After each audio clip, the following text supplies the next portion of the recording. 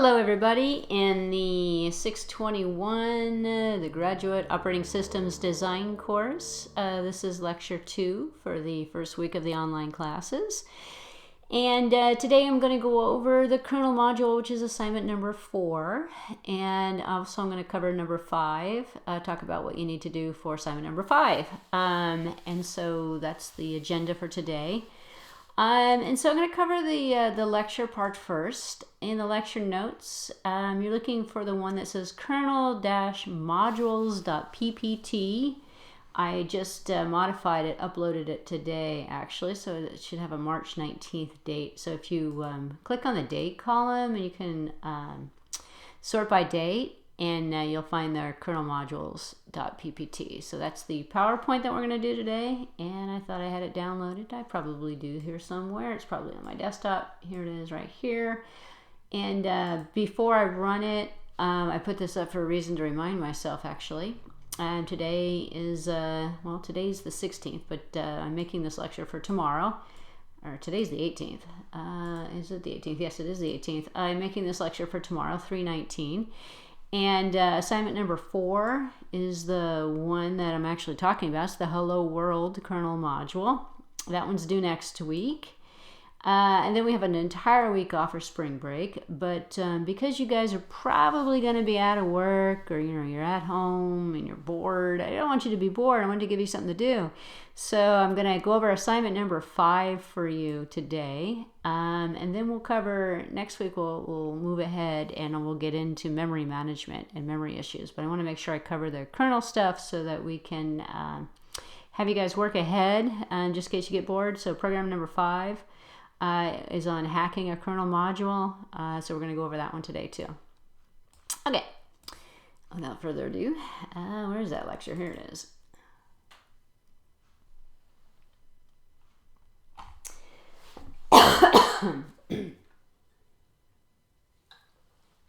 Okay, yeah, just like in the real class, my throat gets messed up. All right, so kernel modules, or drivers if you prefer to call them drivers. I call them interchangeably I go between modules and drivers. They're really drivers. I already talked about the drivers and the modules. Introduced this already, but I'm going to give you a little bit more details today. It's not event-driven programming, but it's very similar. There's 2 types of drivers. There's character, and then there's also block drivers. And so they categorize 2 different types, whether or not you're running chunks of data or character by character. And the kernel module itself, by definition, is a portion of the kernel functionality that can be dynamically loaded into the operating system at runtime while the kernel is running. So USB drivers, file system drivers, disk drivers, these are examples of kernel modules. And the one that I showed you in the class was a keyboard driver. And if you remember, we did the keyboard logger driver that we had there. So why not just compile everything and stick it in the kernel? Well, actually, I asked you this question on the midterm exam, and I got some creative answers for this one. And we covered this material prior to the midterm, by the way. So this is review. But whenever you want to make something that's not part of every kernel build, something that's extra, then you don't want to necessarily put it into the kernel. Whatever you put into the kernel is going to get loaded automatically. And what if, and I believe the midterm question said something about a file system. It said, why would you not want to put a file system in the kernel? Why not make it a separate module and load it separately? What advantage do you have? Well, the big advantage there, to answer that question one more time because so many people missed it, the big advantage there is that, you can select any file system that you want. You don't actually have to load every file system. And it's not all operating systems are going to use the same file systems. If I want FAT32, if I want HFS+, whatever it is I want, I can select what I want and only load what I want instead of loading everything, except for the kitchen sink. So each machine only needs a certain number of drivers. For example, you shouldn't have to load every single motherboard driver that's out there or every single CPU driver that's out there. What if you don't have you just only have one CPU, and you're going to only load one driver for it. So load only one of the modules you need. Smaller system footprint. Yes, it makes the kernel smaller. And so And you're loading less, so inevitably you're going to save memory too. So dynamically loading modules for new devices like cameras and printers and stuff. Most 99.9% of all operating systems allow you to load the drivers outside of the kernel. And so in a Windows operating system, for example, it's a microcomputer architecture, so you're loading a driver for a video camera or something of that nature as a dynamically loaded and linked library. And it's actually getting loaded in the user space, versus in the kernel space from a monolithic point of view. So creating a kernel module. Let's take a look at the Hello World example. And so here we have the Hello World, hello.c. Looks very similar to the one that I put in the examples folder and the one that's in the assignment number 4. But let's talk about it a little bit. We have our module headers on the top. So we have Linux init.h and Linux module.h. Well, the module.h is what's giving us the functionality to compile this as a module. It's the library that's going to link it. It's kind of like system, like iostream.h is to C++ C in and C out. It's giving us the functionality and the libraries needed for the kernel space. The init is also going to be, giving us the module init and the module exit that we see below here, which is the format or the life cycle of and it's control. Init is actually controlling the start and the life cycle of the module as it's running. And so here when we have a license declaration, module underscore license, and you put a string in here so that when you print out the D message, you'll see the module license, but it also registers the kernel module, so it's like not unknown, provides an identity for it. So license, it's common to see module licenses in there as well, although my examples, some of them are sort of leaving that out. If you leave it out, no harm, no foul. But now we have the initialization. So we don't have a main. If you haven't noticed, we don't have main, but we do have a static, and these two are both static. We have a static int hello underscore int, and then down at the bottom, we have a module underscore. So module underscore int says that this is the start. We're going to start here. Module exit underscore, module underscore exit says this is where we're going to end. When we end, we run this method or this function. When we start, we run this function. This function is this function. So we initialize the function. This one runs when the module is loaded. This line here tells the kernel which function to run when you load it. You can create any wording you want, and you just load it with module int. So this is really the code that's working, the load and the unload. So when we load it, we're going to print k. Actually, before I get there, because my slide's doing this one, I kind of already talked through it, but this one here is the hello underscore int, starts it, and then we have the hello underscore exit that exits it. And so this tells the kernel what to run when we exit. So we can do garbage collection, or we can do any type of exit cleanup that we want. Okay. It didn't go through the rest of it, so I don't know if it's going to, so I'm just going to talk about it now. We saw the print K. It's not print F, it's print K. And then we know that this is going to print it using a different characteristic. So the kernel alert actually, I think, does red, I believe, changes the text color to red. It's going to print out hello underscore world. It's going to print it to the kernel space, and we're going to pick up that message in the D message when we run. If you run D message, if you remember those commands, if you wrote them on the board that I wrote on the board, you'll see that message print out in the log. And then down here, we're going to print out goodbye sleepy world with a kernel alert. If you look at the man pages for print K, you notice that it doesn't print to the standard IO, it prints to the kernel logs. And so these things allow you to make it easier for the kernel log to be read, because you're going to have hundreds of things written to this log, and the log doesn't go away, it just gets concatenated each time. And everybody's writing to the same log, so all your device drivers are writing to the same log.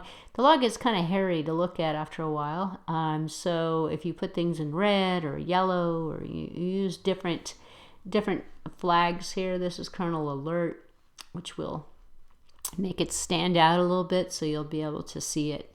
But that's what that's about. And then you have to put together a Makefile. I gave you a Makefile. The Makefile is going to compile the object code into hello.o. And then it's going to, well, we don't have a kernel level, a system admin level password, but if we did, we can put the password in. Your Makefile that I'm going to give you as a template is a little different. But these are the stages. It's going to look for the object. If the object isn't there, it's going to compile the object, and then it's going to clean up the object, remove the temp files, and create the new files. Now, at the kernel module itself, in the I think it's 2.4 or 2.6 or above, the kernel module itself turned into a .ko. In the past, it used to be just a .o. So .ko is the more modern version of the kernel object. And so the user source, if you type in make, it creates the hello.ko. This is the finished kernel module, and this is what you're going to load. And so if you remember, we loaded it with, if you're not logged in as the admin, you have to use sudo for supervisor privileges. Insert module to insert it, remove module to remove it, and then ls module to see if it's running, to list all the running modules in the code. I had you look at dmessage. You can also look at var log syslog. So to watch the syslog in real time, issue the following command in a second terminal window, and you'll see the messages pop up. So sudo tail, and then you're gonna use the -f, and then it's the syslog that you're gonna show. And what will end up happening is you have to open up another terminal window for it, and you'll see, and type that command in the other terminal window, and you'll see the log happening in real time instead of having to go cat the file out to look at it on the screen. So, or just like a dmessage, and you'll see it happening.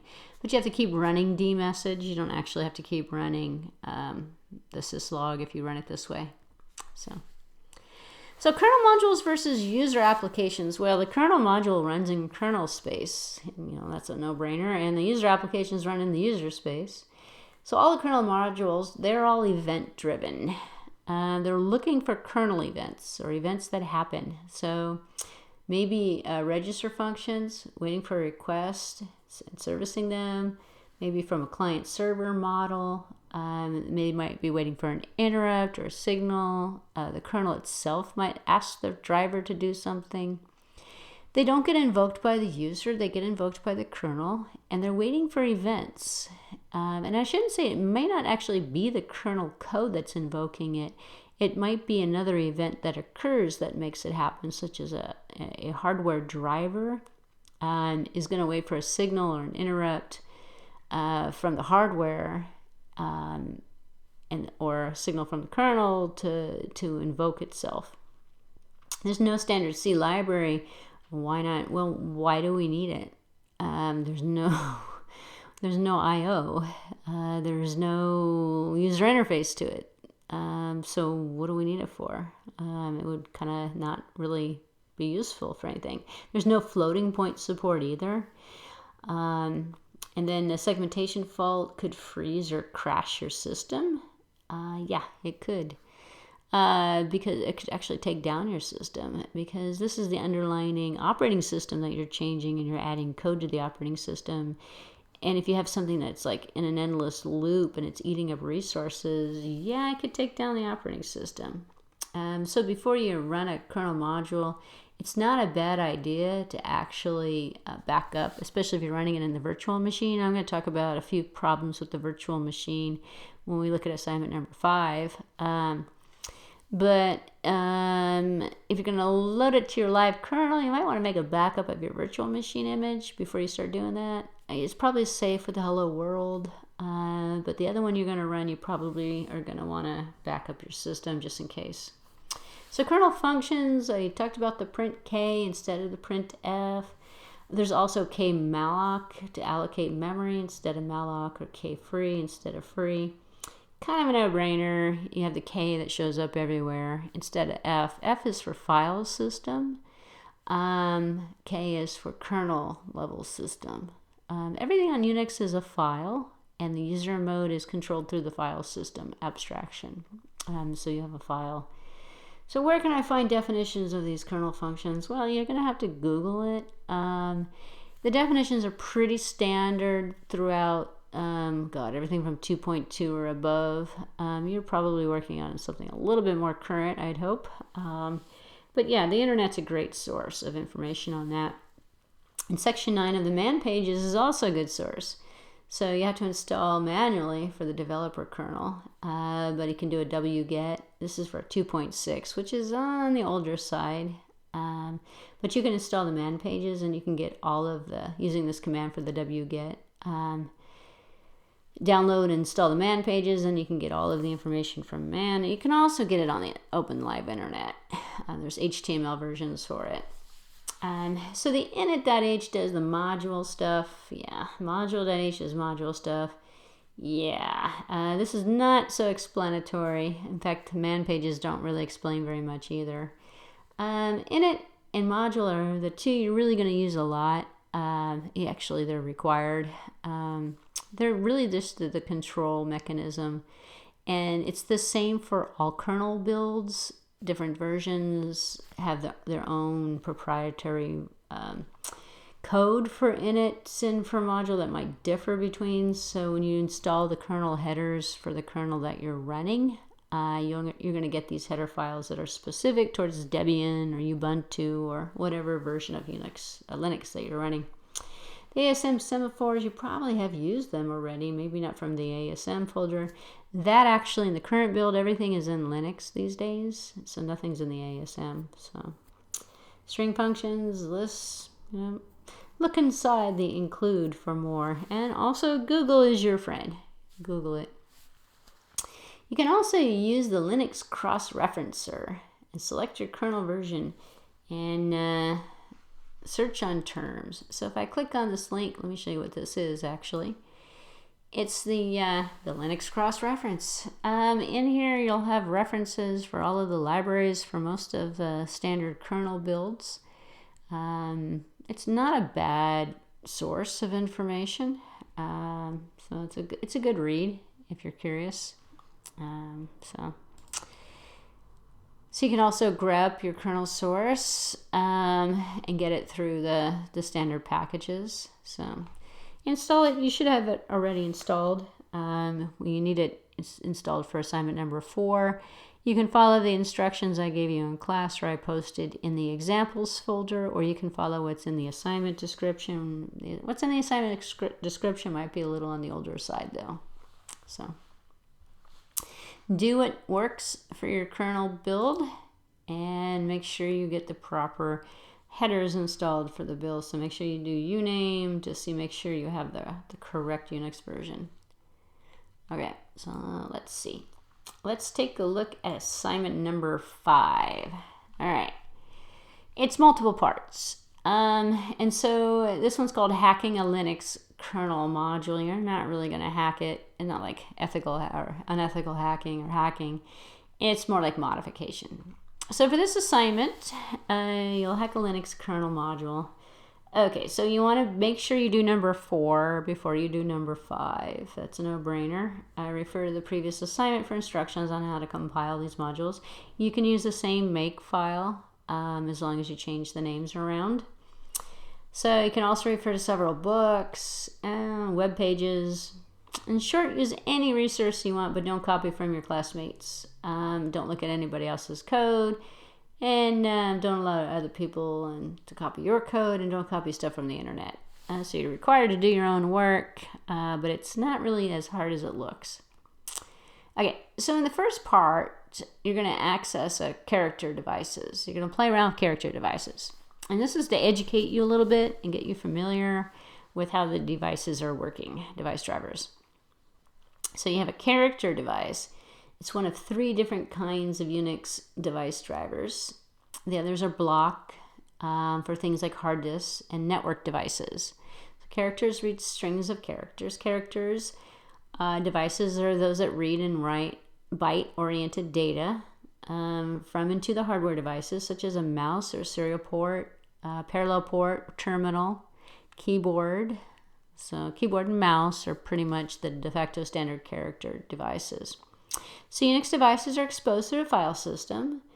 So you can see them if you run the command cd space and then /dev. It should be in the dev folder. And then do an ls-l to list them out along with their information, and it should say device driver next to it, or a character. Basically, they're indicated in the file system through a name that designates them as a character device driver. So the device files with a C in the very leftmost column, this is what I'm talking about when you do the ls-l, you'll see it in the name. The C says it's a character device. So it's in the leftmost column of the text. Try it out. You'll see what it looks like. Towards the middle, or just to the left of the month, is a pair of numbers separated by commas. You'll see the numbers in there. So the first of this is the major number, which identifies the device driver and exports this device file. The second is the minor number. Most people don't pay attention to it, but if you do ls-l, you'll see this information in there. You're supposed to look at it. The second number is the minor number, and that's why I'm not going to do it for you, because this is part of the assignment.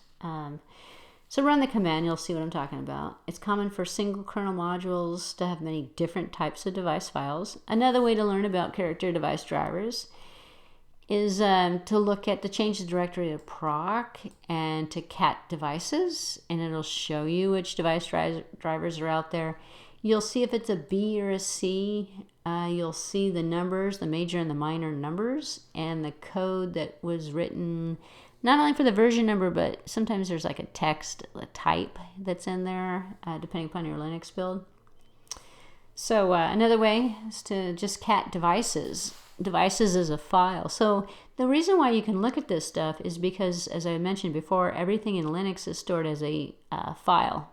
And so cat is a command. If you've never had a Unix class before, cat's a command that prints the file to the screen. And so devices is a driver directory organizer, aka log, that's keeping track of the device drivers that are running in the system, and it's loaded as a file. So that's what I mean. So the lists both the character and the block, and that are currently loaded. At the left is the list of the major numbers. So go ahead and read from the mouse driver. So there's no need to shut down the windowing system. So it turns out you can do this anytime you want. So change the directory to dev input, sudo a bash shell. So bash -c, and then you're going to type in cat less than mouse 0, because you want to, and this is a redirect. So mouse 0, whatever's in the mouse, is going to be catted to the screen. And so move the mouse around. If you don't see any data, try mouse 1 or mouse 2. That's this number here. Try 1 or 2, depending upon what mouse driver you have. The bash -c code is used to run the entire command as root, because you're putting sudo in there. So if you type this, it won't work. Sudo cat less than, this is the redirect. So we're taking the mouse characters and we're catting them to the screen. As I mentioned before, this is a redirect. So we need the bash -c to get supervisor privilege for that one. If this does not work for you, here's a couple of reasons why. Number one, your mouse is 1 or 2 and not 0, and your device isn't registered. Number two, you don't have a mouse on your system, which is kind of odd if you don't. Or number three, you're running your Linux through VirtualBox, and VirtualBox is suppressing the mouse driver. That's probably the one. If your mouse is working in VirtualBox, you might need to go look to see what the device driver name actually is. And you might have to actually Google that to find that out. Because Linux will support the mouse. I'm sure you guys have been using your mouse in your Linux build that's running through VirtualBox or Parallels or Virtual PC. You're using an emulation software. The emulation software is messing the name of the driver up. So it might not be called mouse 0, mouse 1, mouse 2. It might be called something else. Or the output might be suppressed completely.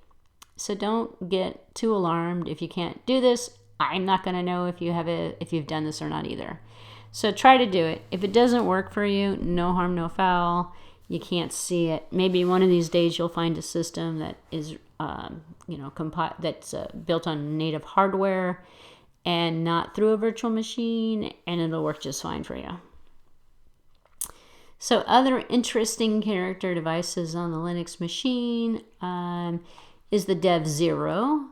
That's an infinite supply of 0 bytes. That's good for testing. The dev null, that discards all data written to it. So instead of redirecting to the cat, to the output, you can redirect something to null and just gets rid of it. Dev random, so it's a limited source of random bytes. And try catching it and then move the mouse around again. So why do you think this happens? Well, because it's just random. It allows you to, in fact, that's where random is. Some of the device drivers that use random variable components are using that, the random bytes. urandom, unlimited source of pseudo-random bytes, so you can also cat this one out and see what it looks like. So these are some built-in character devices that are on the system already. You don't have to reinvent the wheel, you just run them. So you're going to write a little C program to access both character device files, access some of these character device files. It should be a single file called dev_access.c. And this is a specification. So the specification, what are you going to write in dev? So you're going to write this program. It's going to be called dev_access.c. It's hard to see it here because, here, let's ignore it. Oh, there we go. dev_access.c. This is what the program is going to do. When you run it, if given the command line argument 0, so when you type in, dev_access space 0 after you compile it, it's going to take on command line arguments, Google command line arguments if you haven't done this in a while. So the number 0 is given to it. It's going to open up the dev input mouse 0, and then in an infinite loop, use the read system call to read a single byte at a time. As these bytes are read, they are outputted to the standard output as integer values, 1 value per line. This will only work when you run the program as root. Yes, because you have to have root privileges, root access to it. Now, if it doesn't work, don't stress on it, because as I mentioned before, the mouse is going to be problematic for the virtual machine environment. So try to make it work. If it doesn't work, you can put up a little message or something that says, "Oh, sorry, the mouse is blocked," or something like that. But you might get lucky. It might actually work. But don't stress if it doesn't work. It's not going to affect your grade on the assignment, especially when the problem has to do with the VirtualBox emulator, which is free, so you can't really complain about it. You get what you pay for. If given the command line argument number 1, so you run the program with 1 now, and it doesn't have to do all of the time. You rerun it over and over again. Run it with 0. It shows you the mouse output, and you move the mouse around, and it'll just do it in an infinite loop. If you give it the argument number 1, it's going to open up the dev urandom for reading and the dev null for writing, and then you're going to read 10 megabytes of pseudo randomness, dumping it to the null. So you're going to learn how to write the dev urandom, dump it or redirect it to null. It's a pretty easy line of code to write, actually. And then print out the total elapsed time taken to do this using a pair of get time of day calls. So you can also do this with a read and write calls. In other words, the initial read should be passed a count parameter of, you can send it as big as a number as you want. And the subsequent calls should be a few bytes as appropriate. The most commonly handled situation where the read and the write do not process as many bytes as you ask for. Yeah, don't worry about that accuracy either. So mimic it the best you can. So you must check the return value of all of these system calls. If a system call fails, then print something informative and exit. And use the man pages to learn about the return codes. So you're going to catch some system calls, some failures on the system calls. So you must perform error checking for the command line arguments. If the number of arguments is not exactly 1, like the user types in not a 0 or a 1, but they put in like a 10 or something, 2 numbers. If this argument is not an integer, or if this argument is out of range, you must print an informative message, and then exit. Your program must compile successfully using the command line argument. All right. You don't have to use these arguments exactly. If you're not using the GCC, if you're using CC or G++, but you're writing CC program. So if these arguments don't work exactly, don't worry about it. It will be just fine as long as it compiles. If you're getting crashes, you should enable the debugging support and turn off the optimizer. So here we're suppressing error messages, and we're turning on the optimizer with extra. So you can turn it off, turn it on. So you'll be modifying this program in the next section, so you want to write this program first. Again, don't worry if none of this stuff works correctly because of the emulator. And don't worry if you don't have to use this command line switch, and you don't have to use these arguments. Compile it any way you want to compile it. All right. So that was part 1. You want to do this one first. So let's do part 2. Part 2, you're going to write a character device driver. You're going to grab ticket.c. And if I click on this link, and I recently updated the link because the link was broken. So if you've downloaded the assignment previously, you want to re-download it. So this was actually taken from an open source GNU repository from the Institute of Systems Programming at the Russian Academy of Sciences. It implements a single module for a character device, can be used for testing, demonstrations, etc., and so forth. It's running a ticketing system. There's not very much code in here.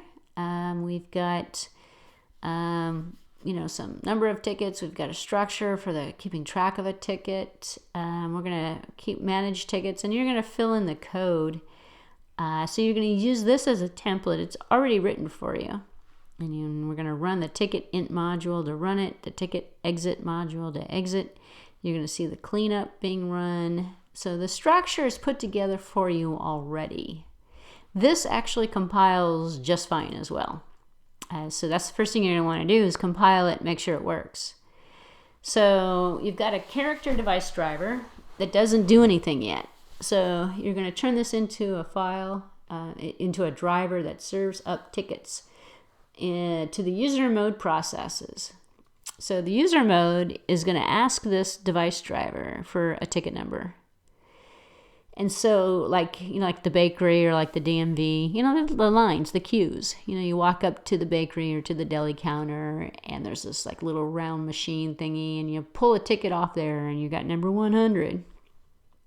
And somebody else pulls out and they get 101, 102, and then the person behind the counter calls your number, number 100, and you come up and it's your turn. So it's a ticketing system. So each time an integer is read from the device, it will get the next value in the order. So the first process to read from the device gets 1000, the second one gets 1001. So the device is incrementing by 1. The device driver is incrementing by 1, and it's serving up tickets for when the user mode requests it. So the user mode is going to request it. Something in the user mode is going to request it from the kernel mode, and it's going to serve it up. So what you're really doing is kind of sort of writing a system call, if you think about it. So here's an example of the code that is already there. So you don't have to write this from scratch. You're using the code that I'm giving you. So ticket underscore dev, it's a structure that stores the state of the ticket device. So You can make the driver support multiple ticket queues if you want to, but you've got the state stored there. The ticket open is called when someone tries to open the ticket device ticket 0. We will not be able to modify that. You don't have to modify that. You don't have to modify most of these, actually. Ticket release is the opposite of the open. It will not need to be modified either. It's called when you close, when close is called, since it isn't called until the references to the open file go away. Ticket read is called when someone reads the ticket device. Your code will go here. So you're going to fill in the ticket read. Notice that the mutex lock is used. This is necessary to ensure that the device code runs atomically. Well, we know about mutexes, and did not ask you this question on the midterm, but I usually ask a question about mutexes and when you would want to use a mutex versus a semaphore. Instead, I did the opposite, I believe. You need to use a mutex in this place because you want to make sure that the ticket read, not only one person gets one number. And if you have two processes or two threads going and using the device, and they're doing it at the same time, and there's not locking it, then they're both going to get the same number, or they're going to get the wrong numbers. So you want to make sure the increment works right. It's a counter. You want to make sure the increment works right, and that the number is delivered to each individual thread. So the mutex lock is used in that particular scenario. So this assignment puts together a lot of the concepts we've looked at already in this class, by the way. So ticket write and ticket lseek must return errors since the device does not support these operations. Ticket fops is how we tell the Linux kernel where to find the code implementing the operations for our driver. Ticket construct device registers our functionality with the Linux kernel. It makes it appear in the dev tree. So it just initializes it. You don't have to write that code. The rest of the file doesn't concern us right now. It's standard device driver bookkeeping code. So you're only making small modifications. Now compile the driver, load it into the kernel. So before you do anything, download it, compile it, change the Makefile around, compile it, load it up into the kernel. Make sure that lsmod shows that it is present. Also verify that the dev ticket 0 exists and that the proc devices lists your new driver. So now unload the module, and now you're going to start editing it. So here's what you're going to edit. This one little paragraph, actually, there's two paragraphs. First, you're going to add a new variable, ticket dev, that's going to store the current ticket number. You need to keep track of each ticket number. Make sure it gets initialized to 1000. Now, if you don't want to use 1000, you can use 100 or whatever. It doesn't really matter. Initialize it to a certain value. Then modify the ticket read so that it returns the ticket numbers, that returns ticket numbers to the processes that are requesting it. So you should only support reads where the count parameter is equal to 4, since 4 integers or 4 bytes are used.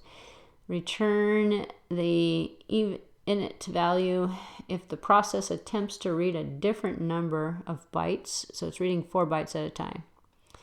Make sure that you do not exit this function without releasing the mutex, or bad things will happen. Yeah, actually your device will lock it up.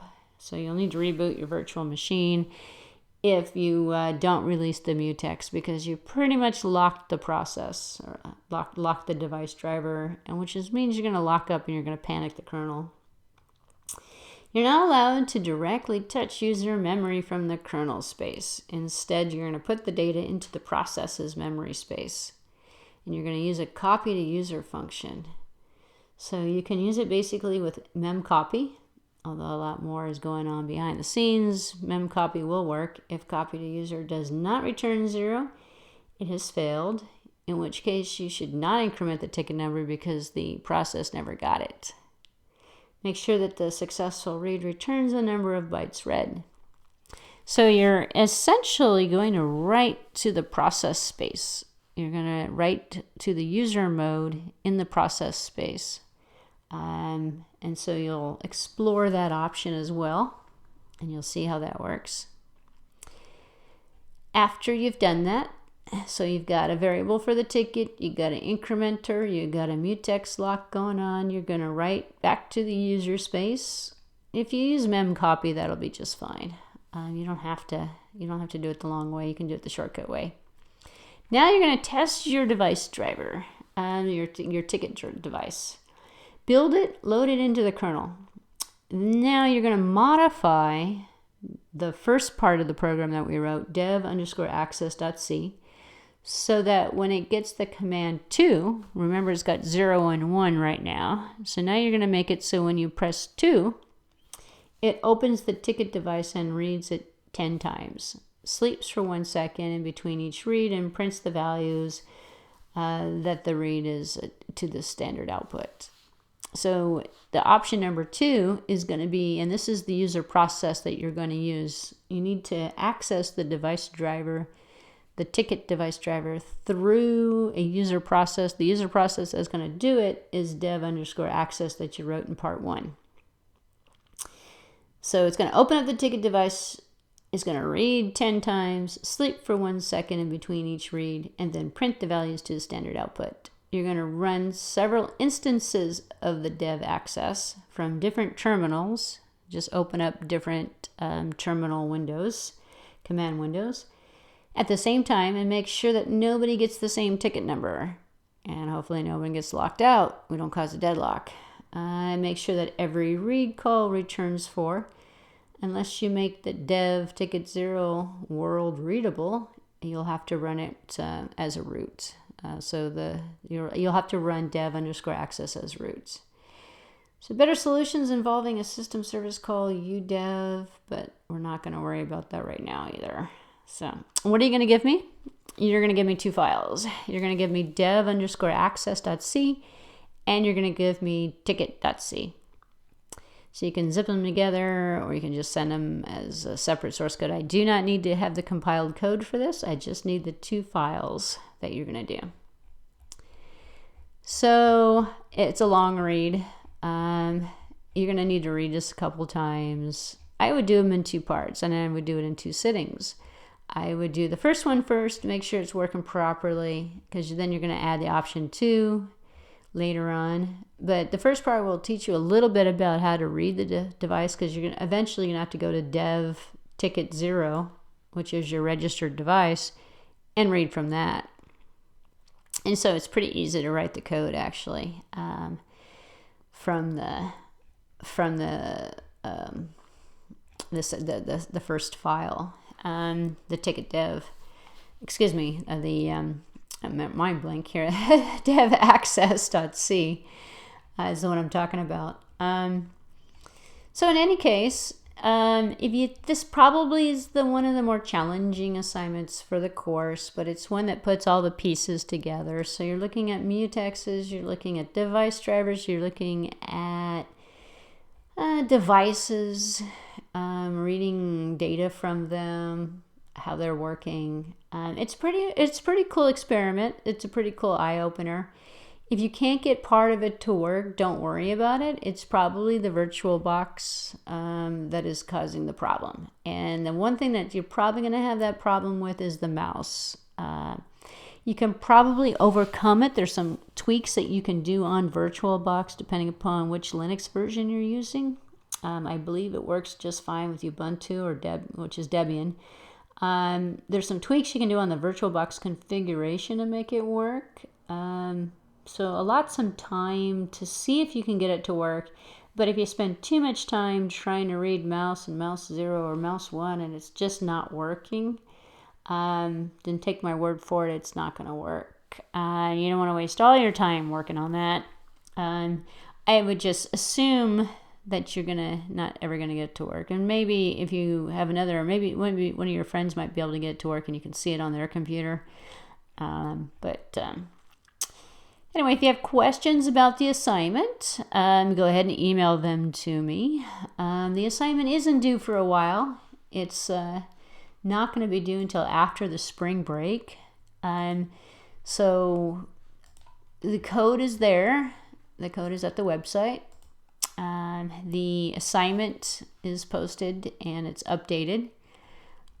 feel free to start working ahead on it because you might want to play around with it. In the lectures folder, there are some other files in there, some other lectures on kernel drivers, kernel basics, kernel intro. Some of this stuff is too basic. It's really not going to help you very much. The one I looked at today was kernel modules, so it's probably a better one. So go ahead and give this a read through if you want. You'll probably have to do a little bit of internet research as well. And let me know if you have any questions. So next time we will get into memory. It is time to start memory management, and hopefully you're safe and you're well, and you're staying in your house and you're not venturing out. And while you're there, when you get bored, you can work on assignments. Anyway, so have a good rest of your week, and I will see you on Tuesday for another lecture. I'm putting together a playlist of all of the lectures so you can go in and kind of review them as well, because it might be helpful for the final exam and stuff, to kind of like be able to go back in time. One of the advantages you do have about these recordings is that you can use them, you can play them over and over again. One of the disadvantages is if you have a question, it's really hard to ask a question right now, and you basically have to listen to me ramble, which is probably not a good thing either. So I will stop rambling and let you get on with your day. So thanks for watching. See you next time.